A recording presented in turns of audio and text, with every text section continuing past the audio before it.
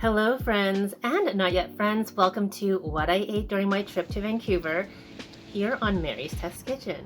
Usually I share vegan what I eat a day vlogs and plant-based recipes and food experiments. But during this trip, my friends, I don't know what I expected.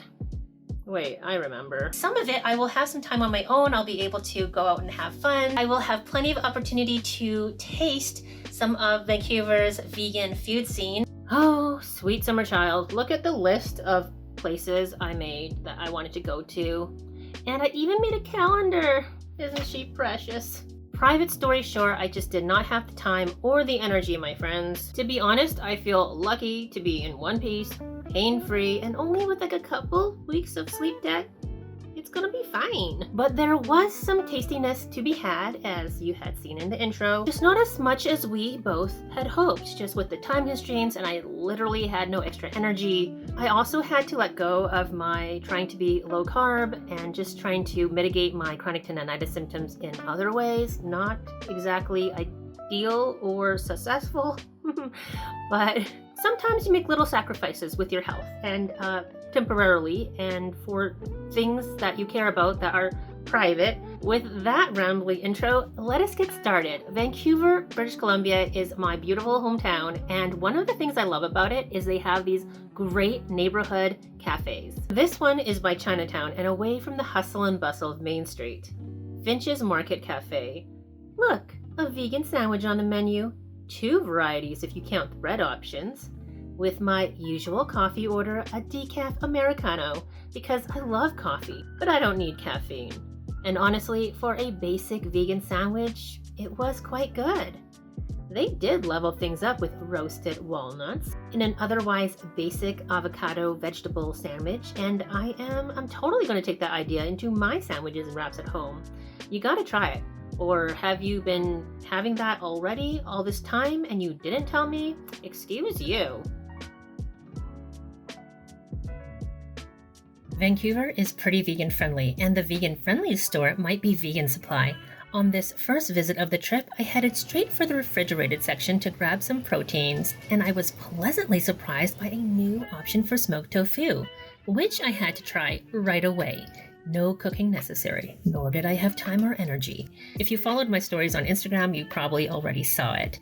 And so did the owner of Ume. She was so sweet, and she came to bring me some more flavors to try. Hi, I'm Vicky. I'm the founder and owner of Ume. We launched just this past May. The maple soy is my new favorite tofu of all time, and then the plain smoked is really delicious too. Use it any way that you would use smoked tofu, but also you can eat it straight out of the pack as a high protein snack. It's way better than a protein bar, trust me. So if you see this tofu out there in the wild, buy it immediately. You will not regret it. Speaking of regrets, since I didn't know my return date, I stocked up again, but ended up leaving before I got to try everything. Anyways, most of the days I was eating quickly between errands and other things. So this is when being a content creator actually came in clutch, or rather, Omni Foods sending me some of their products to try for the first time came in clutch. This is their plant-based luncheon meat, aka Spam, vegan Spam, which looks and smells extremely realistic. I think they're going for a healthier version, so it's not as salty as the original Spam, to my recollection, but I had a non-vegan try it and they said it really tasted like Spam to them. I also got a sneaky early sample of their classic and golden fillets.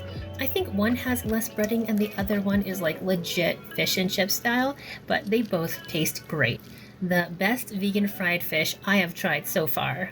I really hope they make it to calorie stores soon, but if you're in Vancouver, the rep told me they're going to be in stores like TNT, Safeway, and Thrifty Foods. Mostly, I had them with stir-fried noodles with my vegan hot chicken sauce hack. I know, not a very exciting way of using these exciting products, but it was the best I could do at the time. What was exciting was this view. You always hear how Vancouver is a world-class city, but did you also know that Vancouver General Hospital has world-class views? It was news to me.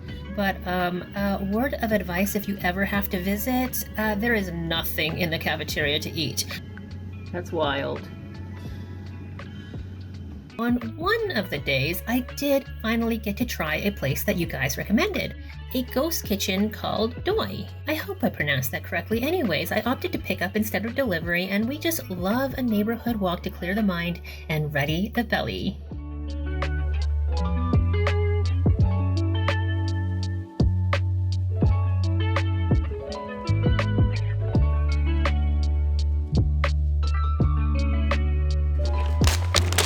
So I picked up all 3 flavors of their bao and one of their tofu banh mi.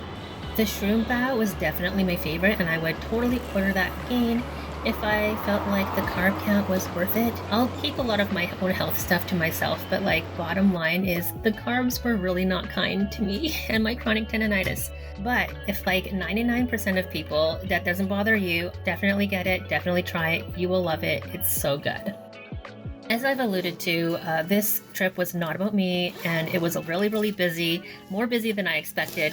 And I was so lucky to be contacted by Planted Meals, and they sent over some amazing meals. Everything I tasted was delicious. Again, as you can clearly see, this is way over my normal carb count and was not too kind for my chronic tendonitis. But again, like 99% of you who do not have a problem with that, I highly, highly recommend checking out Planted Meals if you're in Vancouver and wanting something really convenient and totally plant-based. All these containers, by the way, are made with a biocompostable sugar or something, so I thought that was really, really cool. Anyways, that is all I captured for what I ate in Vancouver. What I did get to eat, even though it was mostly quick and mostly convenient, was still really delicious. For me personally, of course, over the normal carb count, and I did kind of pay the consequences of that. But it was a really good reminder as to why I do normally eat the way that I do. And again, like for 99% of the people out there, that's not an issue. And I do hope that I'll be able to go back to Vancouver sooner rather than later, because this trip made me really dream about traveling for vegan food. So let me know what your recommendations are for that kind of trip. Maybe we'll make it happen. Thank you so much for watching this little bit unusual video of mine. And coming up in a couple of days, I actually have a more of my regular style what I eat in a day video coming up. I hope you like it. I'm really excited to share the recipes with you. I think you're going to love them. Please give this video a like if you liked it, and hit the subscribe button if you haven't already for more delicious vegan meal ideas all the time. Bye for now.